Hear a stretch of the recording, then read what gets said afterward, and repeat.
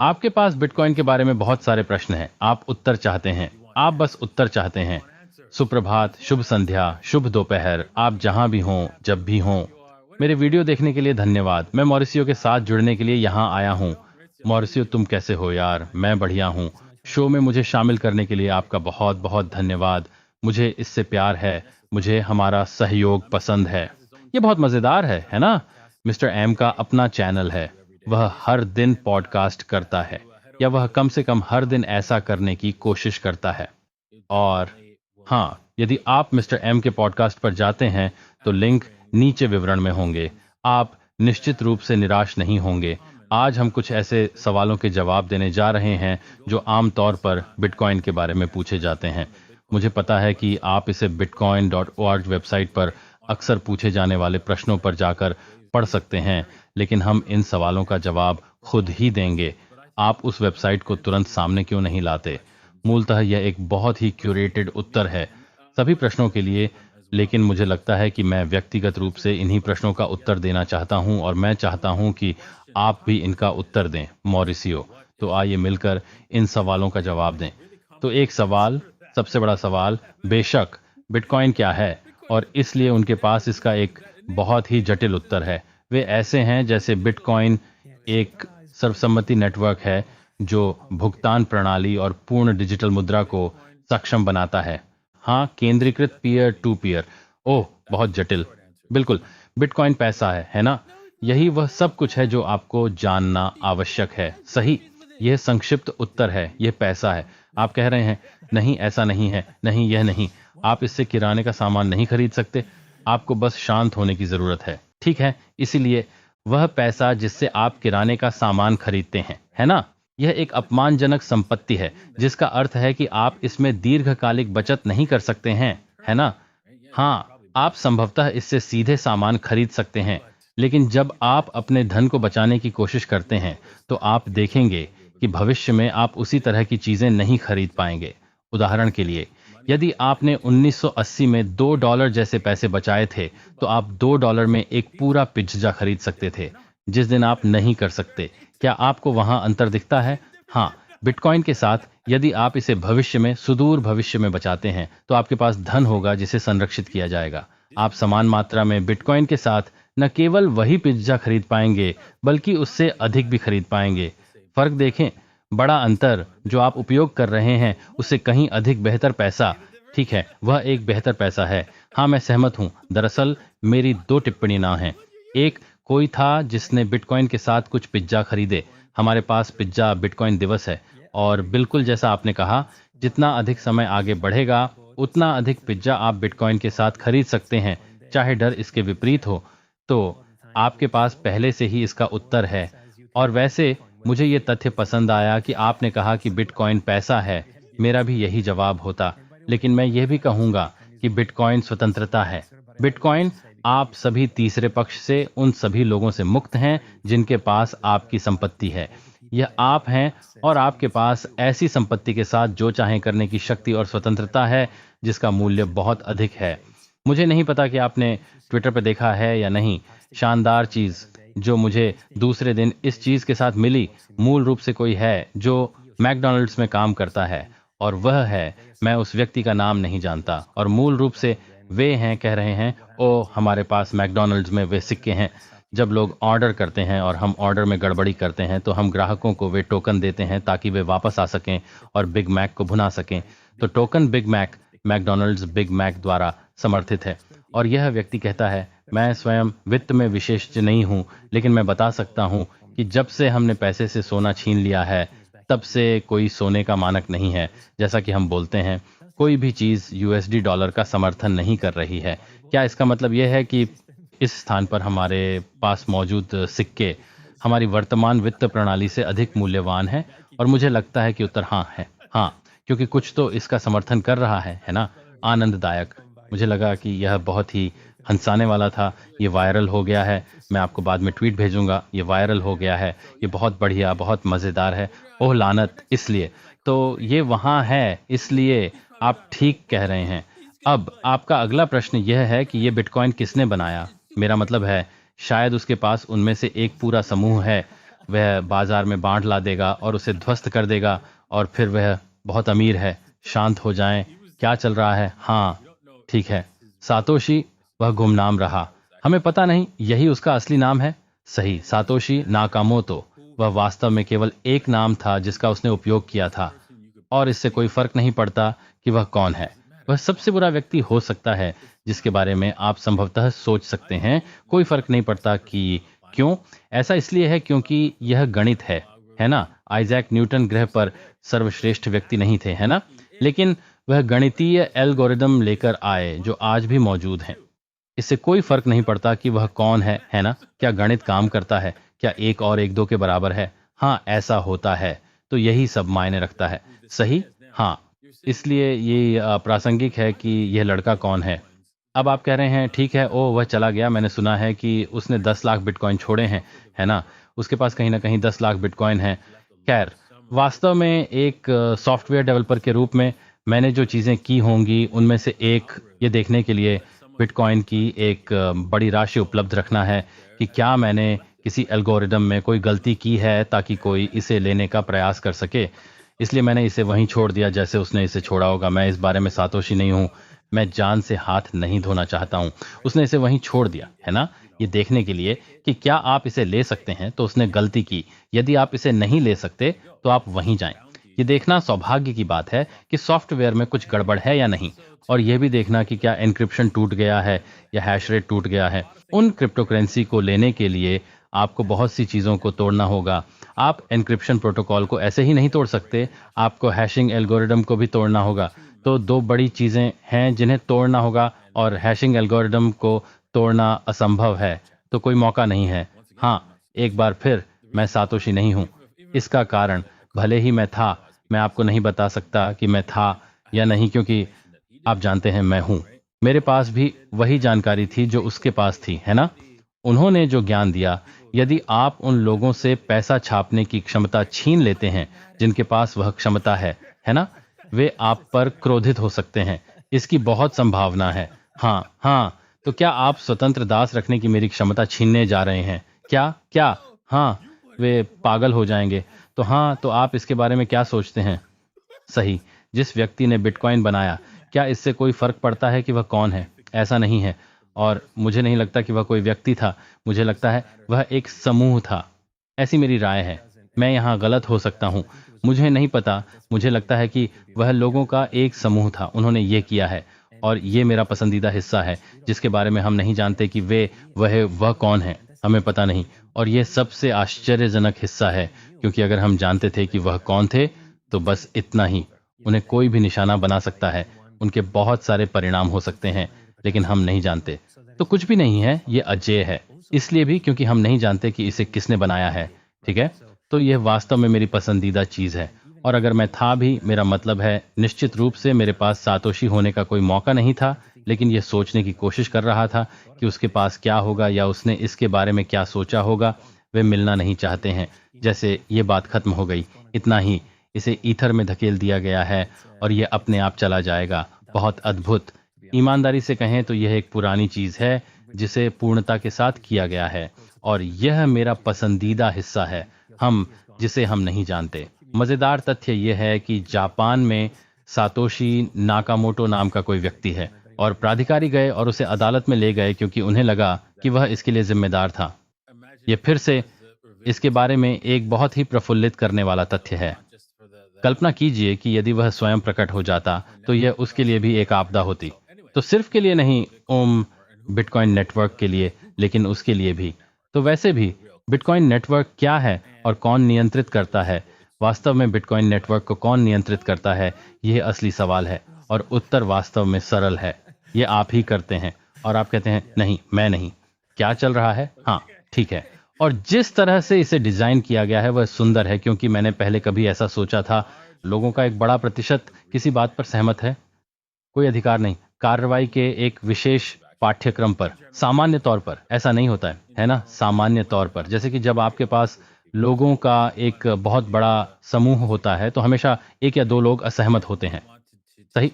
और वे चीजों को बदलना चाहते हैं। वे सोचते हैं कि इसे इस तरह या उस तरह या जो भी हो बेहतर होना चाहिए। और क्या आपको पता है वे सही हो सकते हैं, लेकिन के साथ बिटकॉइन नेटवर्क के साथ जिस तरह से इसे डिजाइन किया गया है वह यह सुनिश्चित करता है कि आप जानते हैं कि नियम हमेशा के लिए स्थिर रहेंगे। तो आप जानते हैं कि भविष्य में क्या नियम लागू होने वाले हैं। अब कोई जा सकता है, ठीक है, मुझे नियम पसंद नहीं है और मैं नियमों को अपने तरीके से बदलने जा रहा हूं। और आप जानते हैं, आपको उसके नियमों का पालन करने की आवश्यकता नहीं है। आप जा सकते हैं, हाँ, ये अच्छा है, लेकिन मैं इन्हीं के साथ बना रहूंगा।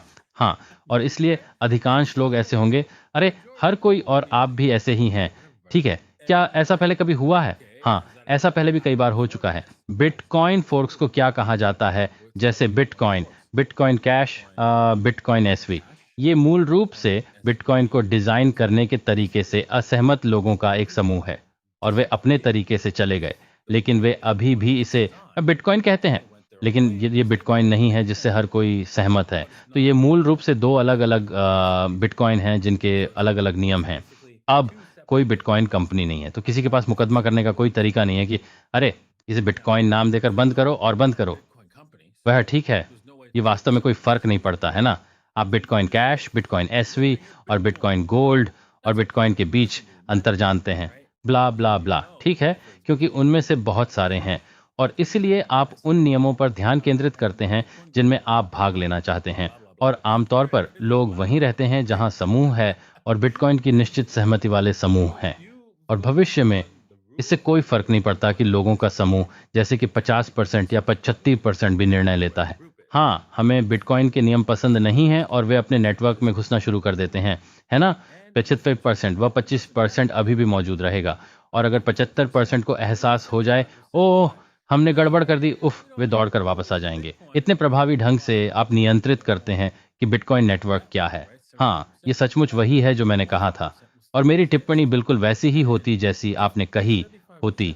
बेशक भले ही कांटे रहे हों, जैसे ही बिटकॉइन आगे बढ़ता है और मूल्य और हर चीज में बढ़ता है, लोग ट्रेन में वापस आना चाहते हैं क्योंकि उन्हें एहसास हुआ है कि ठीक है, जो मैं चाहता हूं वह जरूरी नहीं है कि हर कोई चाहता है। इसलिए यदि आप किसी मूल्य के भंडार की तलाश में हैं तो आपको वहां जाना होगा जहां अधिकांश लोग हैं, है ना। अन्यथा हो सकता है कि आपने कुछ किया हो, बोली बेहतर, लेकिन अगर कोई इसे खरीदना नहीं चाहता तो यह बेकार है। आपने देखा मेरा क्या मतलब है? तो हाँ, बिल्कुल वैसा ही जैसा आपने कहा। इतिहास से पता चलता है कि हमारे साथ पहले भी ऐसा हुआ है, फोर्क्स रहे हैं या ऐसे लोग रहे हैं जो अन्य टोकन, एथेरियम, कार्डानो या जो भी हो, जो विचार वे करना चाहते हैं बना रहे हैं। लेकिन ये अजीब है कि इससे कोई फर्क नहीं पड़ता कि आप इसे कैसे देखते हैं, हर कोई बिटकॉइन पर वापस जाता है ना। तो फिर एक और कारण जिसकी वजह से मैं इसे इतना पसंद करता हूँ, ठंडा, अद्भुत। तो बिटकॉइन कैसे काम करता है? मैं उस प्रश्न का उत्तर एक जटिल व्याख्या के साथ देना चाहता हूं, लेकिन मैं ऐसा नहीं करने जा रहा हूं। उसकी वजह यहां है। क्या आप जानते हैं पैसा कैसे काम करता है? आपका पैसा काम करता है? नहीं, आप ऐसा नहीं करते। आप अभी भी इसका उपयोग करते हैं, है ना। लेकिन मैं आपको बिटकॉइन के लिए सरल स्पष्टीकरण देने जा रहा हूं। लेकिन पहले मैं आपको आपकी मुद्रा के लिए सरल स्पष्टीकरण देने जा रहा हूं। जब कोई कर्ज में डूब जाता है तो आपका पैसा छप जाता है, बस। चाहे आप हों, आपका निगम या आपकी सरकार कर्ज में डूब जाती है, तभी पैसा बनता है। कर्ज चुकाने पर यह भी नष्ट हो जाता है। ये इसी तरह काम करता है ना। और आप कहते हैं, ओह ठीक है, मुझे लगता है कि इसी की जरूरत है, ये ऐसा होना चाहिए। नहीं, क्योंकि यह प्रभावी रूप से एक पोंजी योजना है। आप कह रहे हैं, ठीक है, मुझे ये समझ नहीं आया, वह पोंजी स्कीम कैसी है? खैर, अगर मैं आपसे कहता हूं, इस ग्रह पर कोई पैसा नहीं है और मैं आपके पैसे छापूंगा जो आप मुझसे उधार लेंगे, जैसे कि मुझसे $100, क्योंकि अब कोई पैसा नहीं है और मैं इसे तुम्हें देता हूं, सही। और आप कहते हैं, मैं कहता हूं आपको अगले महीने मुझे 110 देना होगा, है ना। और आप वह पैसा लेते हैं और फिर जाते हैं। आप सहमत होते हैं, अरे हाँ हाँ, मैं आपको 110 दिलाऊंगा। यदि आप अपने दिमाग का उपयोग करते हैं और कहते हैं, यो दा विंची, पूरी अर्थव्यवस्था में केवल $100 हैं क्योंकि वहां कोई अन्य पैसा नहीं है। हाँ जैक, और पैसे का एकमात्र तरीका जिस तरह से हम प्राप्त करते हैं आपको अधिक पैसा मिलता है, वह यह है कि किसी को इसे लगातार मुझसे उधार लेना होगा। तो इससे मुझ पर अधिक से अधिक उधार लिया जाता है जिसका ब्याज मिलता है, क्योंकि मैंने इसे हमेशा हमेशा के लिए मुफ्त बनाया है। देखिए यह कितना अनुचित और भयानक है। अब बिटकॉइन के साथ सरल व्याख्या यह है कि पैसा यह वह पैसा है जो काम और प्रयास से बनता है, बस काम और प्रयास। और अब या तो आप उस पैसे का भुगतान कहीं और अपने प्रयास से कर सकते हैं या इसे स्वयं काम और प्रयास से बना सकते हैं। इस तरह बिटकॉइन बनता है और केवल सीमित आपूर्ति है, वह वास्तव में बनाया जा सकता है। सरल, देखो ये कितना सरल था। आप क्या सोचते हैं? मुझे इससे प्यार है और इसीलिए लोग कहते हैं कि बिटकॉइन का खनन करना होगा, क्योंकि आपको उनके लिए काम करना होगा। इसलिए यदि आप अपना पुरस्कार प्राप्त करना चाहते हैं तो आपको प्रयास करना होगा। और बिल्कुल जैसा आपने कहा, मुझे लगता है कि हम बुनियादी बातों पर वापस जा रहे हैं, जो कि एक संपत्ति है जो मूल्यवान है क्योंकि इसकी कमी है। जैसे कोई सीमा हो, 21 मिलियन है, इतना ही, ना ज्यादा ना कम। तो ये उसके अपने दम पर है, यह एक शानदार बात है। लेकिन यदि आप इतिहास के बारे में सोचते हैं, और हमने बिटकॉइन स्टैंडर्ड के बारे में बात की, उदाहरण के लिए पढ़ने के लिए एक शानदार किताब होने के नाते, इस तरह से सब कुछ शुरू हुआ। जब आपको कुछ मूल्यवान मिलता है और आप कहते हैं, ओह मुझे कुछ मूल्यवान मिला तो इसका मूल्य है। इसलिए यदि आप इसे टुकड़ों में तोड़ना शुरू कर देंगे और इसे कम शुद्ध बना देंगे तो समय के साथ इसका मूल्य कम हो जाएगा। तो हमने मौद्रिक प्रणाली के साथ यही किया है, चांदी सोने के साथ छेड़छाड़, अब एक हद तक, जो पूरी तरह से एक मजाक है। हम जो डॉलर छापते हैं वह कागज के लायक भी नहीं है, उन पर मुद्रण। तो वास्तव में ऐसे कुछ देश हैं जहां वे वस्तुओं के निर्माण के लिए मुद्राओं का उपयोग कर रहे हैं और वे उस वस्तु को बेचते हैं जो फिएट के साथ बनाई गई है। अविश्वसनीय। तो ये बताता है कि जैसा कि आपने कहा, मुद्रास्फीति कैसे काम करती है। तो हाँ, शानदार व्याख्या, मुझे इससे प्यार है। आप जानते हैं, आपने इसे पूरा कर लिया। मुझे लगता है कि यह बहुत अच्छा है, क्योंकि खनिकों को समझाना और काम का प्रमाण देना अत्यधिक जटिल हो सकता है। नहीं, कौन परवाह करता है? बिल्कुल, ये एक गणितीय एल्गोरिदम है जो काम करता है ना? और इस गणितीय एल्गोरिदम की संरचना का एक हिस्सा ये है कि आपको पैसा पैदा करने के लिए काम करना होगा। बूम, तो हम वहां जाते हैं। ठीक है, तो अगला सवाल, ठीक है, क्या बिटकॉइन वास्तव में लोगों द्वारा उपयोग किया जाता है?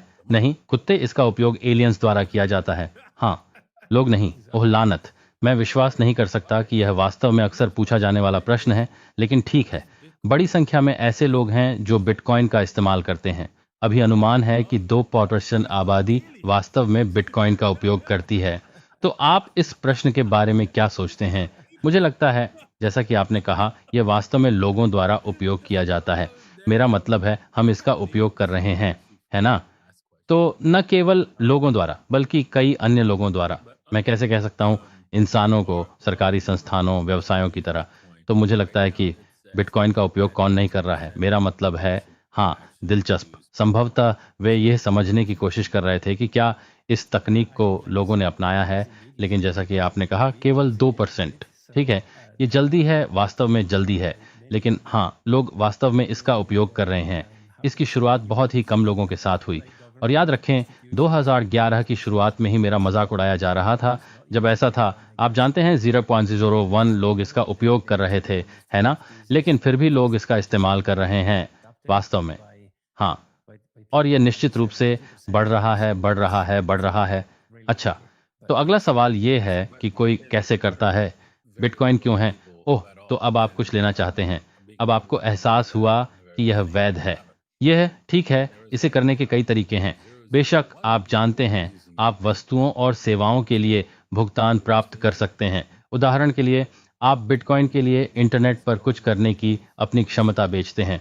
केवल बिटकॉइन की मांग करें, या बिटकॉइन के लिए अपने घर के आसपास मौजूद किसी भी प्रकार की चीज को बेचें। बेशक, आप हमेशा एक्सचेंज पर जा सकते हैं। एक्सचेंज को कुछ शोध करना होगा और पता लगाना होगा कि कौन सा एक्सचेंज आपके लिए सबसे अच्छा है। मेरे पास कुछ एक्सचेंज हैं जिनका मैं वर्तमान में उपयोग करता हूं। लिंक नीचे विवरण में है, और आप उन एक्सचेंजों से बिटकॉइन खरीद सकते हैं।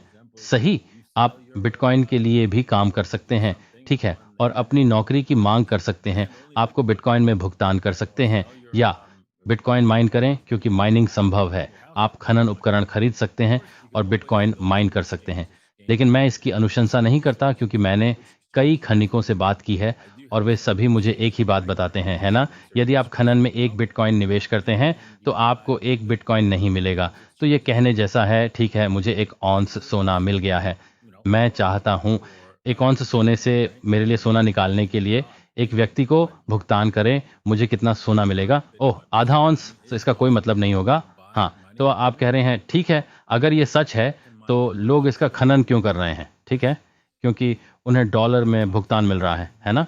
और यदि आप अपने उपकरण के एवज में पैसे उधार लेते हैं, सही, और आपकी लागत, आप लागतों को लंबे समय तक निर्धारित कर सकते हैं, है ना? आप लंबी अवधि में लागत का भुगतान कर सकते हैं, लेकिन अगली अवधि में बिटकॉइन का मूल्य बढ़ जाएगा। उदाहरण के लिए, अगले 2 वर्षों में बिटकॉइन का मूल्य आज की तुलना में बहुत अधिक होगा। इसलिए यदि आप धन उधार ले सकते हैं और इसे अपने खनन उपकरण के बदले में गिरवी रख सकते हैं, जिसका अर्थ है कि यदि कुछ भी होता है तो वे धन उपकरण ले सकते हैं, और बस इतना ही। उनके कर्ज के अंत में, है ना, फिर आप जानते हैं आप अधिक डॉलर से अपना कर्ज चुकाने में सक्षम होंगे, और इसीलिए आपके पास अधिक डॉलर होंगे, ठीक है, उस आरण और उसके ब्याज का भुगतान करने के लिए, और फिर अतिरिक्त डॉलर भी होंगे, और इसीलिए अतिरिक्त, तो इसका मतलब है कि आपके पास अधिक पैसा है, इतना ही, और आप उससे बिटकॉइन खरीद सकते हैं, और ये समझ में आता है। लेकिन किसी अन्य तरीके से इसका कोई मतलब नहीं बनता। हाँ, भविष्य में बिटकॉइन का खनन होगा, इसकी लागत इस उत्पादन से अधिक होनी चाहिए, लेकिन भविष्य में ऐसा होने वाला है। हाँ, मैं सहमत हूँ। मुझे लगता है कि मेरा एक समय था जो सामान्य लोगों के लिए था, जैसे व्यवसायों के बारे में बात किए बिना। मान लीजिए कि यदि आप एक निजी व्यक्ति इकाई हैं, तो ऐसा करने का एक समय था जो अब नहीं है। अब इसे खरीदना और रोकना आसान हो गया है। यदि कुछ भी हो तो विनिमय पर जाएं या अपने काम से भुगतान प्राप्त करें। बस कहानी में कास्टिंग करते रहें। यह किसी खनन मिशन पर जाने से कहीं अधिक आसान होगा, और साथ ही हम उस बिंदु पर पहुंच रहे हैं जहां पहले से ही बहुत सारे बिटकॉइन मौजूद हैं। तो ये आसान होता जा रहा है। शुरुआत में जब संभवतः आप 2010-2011 में शामिल थे, तो उन समस्याओं को हल करना वास्तव में बहुत आसान था। तो आप इसे अपने घर में कंप्यूटर के साथ कर सकते थे, ज्यादा बिजली के साथ नहीं। बूम, आपको ढेर सारे बिटकॉइन मिल सकते थे। लेकिन अब जब हमारे पास नेटवर्क है, वस्तुतः बिटकॉइन कंपनियों की खेती करने पर आपको कोई मौका नहीं मिलेगा। इसलिए मुझे लगता है कि इसे खरीदकर रख लेना ही बेहतर है। बिल्कुल, और हमारी डॉलर प्रणाली के कारण जिस तरह से यह काम करती है, आप एक ऐसा व्यवसाय कर सकते हैं जो पैसा नहीं कमाता है और फिर भी अस्तित्व में है। आप जैसे हैं। क्या? नेटफ्लिक्स क्या है? टेस्ला क्या है? स्पेस एक्स क्या है? वी वर्क क्या है? बस इतना ही। वे कोई पैसा नहीं कमाते। और भी बहुत सारे व्यवसाय हैं जिनका मैंने नाम भी नहीं लिया है, जो शून्य मुनाफा नहीं कमाते हैं, और इसके अलावा मामले को बदतर बनाने के लिए उनके पास भविष्य में कभी भी मुनाफे का कोई अनुमान नहीं है। हाँ, यह एक अच्छी बात है, और यह केवल हमारी वर्तमान वित्तीय प्रणाली में ही संभव है। और यदि आप ऐसा चाहते हैं तो मुझे यह समझ नहीं आया, यह इस भविष्य, इस वित्तीय प्रणाली के साथ कैसे काम करता है। हाँ, आप नहीं जानते हमारे पैसे के बारे में बहुत कुछ। यदि आप बस ये कहें कि आपको यह समझ नहीं आया, तो आपको बहुत कुछ सीखना है। बिल्कुल, लेकिन अच्छी खबर यह है कि डाविंची की जांच करें। आप जानते हैं, अपने चैनल डाविंची की जांच करें, क्योंकि आप हर दिन इन चीजों के बारे में बात करते हैं। इसलिए यदि आपके पास कोई समस्या है और आप नहीं जानते कि अवसर क्या है, आप पैसे के बारे में नहीं जानते हैं, तो ठीक है, ये वह जगह है जहां आप रहना चाहते हैं, क्योंकि दाविंची इसे बहुत अच्छी तरह से समझाता है। तो देखते रहिए। हाँ, ठीक यही। तो देखते रहिए। बहरहाल, चलिए इसे एक आखिरी प्रश्न के साथ समाप्त करते हैं। आइए वहां आखिरी सवाल पूछें, और वह यह कि बिटकॉइन भुगतान करना कितना कठिन है, और ईमानदारी से हमारे लिए हम यह सरल है। और आप जानते हैं, ईमानदारी से कहूं तो एक बार जब आप इसे कर लेंगे तो आप चले जाएंगे। ये कठिन नहीं है। पहले तो यह कठिन लगेगा, लेकिन फिर आप इसे एक बार करेंगे और फिर दोबारा करेंगे। आप जैसे हैं क्या? इतना ही। क्या आप सहमत नहीं हैं? मैं सहमत हूं, और मुझे 2 चीजें जोड़नी हैं। एक और आसान और आसान और आसान होता जा रहा है। तो अब आपने पहले कहा था 2% लोग सामान्य तौर पर क्रिप्टो करेंसी से जुड़े हुए हैं। इस बारे में सोचें कि जब 5%, 8%, 10%, यह अधिक स्वाभाविक हो जाएगा। मुझे यकीन है कि आपको याद होगा कि क्या आप भी मेरी और डेविंसी की तरह शामिल थे। उन दिनों में इंटरनेट से जुड़ना वास्तव में कठिन था। आपको एक चीज डायल करनी है, रुकिए, आप उसी समय फोन का उपयोग कर सकते हैं। अब आपको पता भी नहीं चलेगा कि आप इन फोन से जुड़े हुए हैं, तो वही बात है। अब यह थोड़ा मुश्किल हो सकता है। आपको एक वॉलेट लेना होगा, अपना पता याद रखना होगा, उसे कॉपी और पेस्ट करना होगा। जो भी नंबर और लेन देन थोड़ा मुश्किल हो सकता है, उसे दोबारा जांचना होगा, भले ही यह बहुत आसान हो। जैसा कि आपने कहा था, इसे एक बार करें, लेकिन सोचिए ये कितना आसान हो जाएगा जब एप्पल, गूगल, सैमसंग ये सभी दिग्गज आपकी उंगलियों के निशान या आपके चेहरे की आईडी को एकीकृत करने जा रहे हैं। तो हाँ, जैसा कि आपने कहा, बहुत आसान है, इसे एक बार करें, आसान है, लेकिन यह निश्चित रूप से एक बिना सोचे समझे काम बन जाने वाला है, और इसलिए आप उस पर खरीदारी कर रहे हैं। लेकिन जब आप आज बिटकॉइन खरीदते हैं, तो आप इस तथ्य पर खरीदारी कर रहे होते हैं कि ऐसा होने वाला है। आप उस तथ्य पर दांव लगा रहे हैं, और यह एक आसान शर्त है। आपके लिए यह दांव लगाना आसान है, फिर भी यह सबसे कठिन भी है। क्या आप सहमत नहीं हैं? मैं सहमत हूं। हाँ, मैं 100% सहमत हूं, पक्का। यह सबसे कठिन क्यों है? आप कीमत देख रहे होंगे, हे भगवान, ये होने वाला है, हे भगवान, ये होने वाला है, हे भगवान। हाँ, ठीक है। खैर, देखने के लिए आप सभी लोगों का धन्यवाद। मैं आप सभी लोगों की सराहना करता हूं जो ये शो देखते हैं। मुझे आशा है कि आपको आज का एपिसोड अच्छा लगा होगा। मुझे पता है कि यह शायद हर किसी के लिए नहीं था, लेकिन उम्मीद है कि हर किसी ने इसे देखा होगा, क्योंकि आपको चीज़ों पर एक नई जानकारी मिलेगी। हो सकता है कि आपको इस अर्थ में कुछ जानकारी मिल गई हो कि आप अगले एपिसोड में पूरी चीज़ देख पाएंगे। मुझे उम्मीद है कि आपको मज़ा आया। मुझे उम्मीद है। हाँ, आप समझ गए कि बिटकॉइन क्या है। आप उन सभी प्रश्नों को समझ गए, लेकिन आप यह नहीं जानते थे कि ये सभी निगम पैसा नहीं बनाते हैं और न ही कभी कमाएंगे, और यह केवल हमारी वित्तीय प्रणाली के तहत ही संभव है। और यदि आपने उसे हटा दिया, तो वह केवल एक कारक दूर हो गया, और आप जैसे थे डेविंसी, मुझे कुछ शोध करने की ज़रूरत है यार। मैं अच्छा हूँ, मैं खुश हूँ।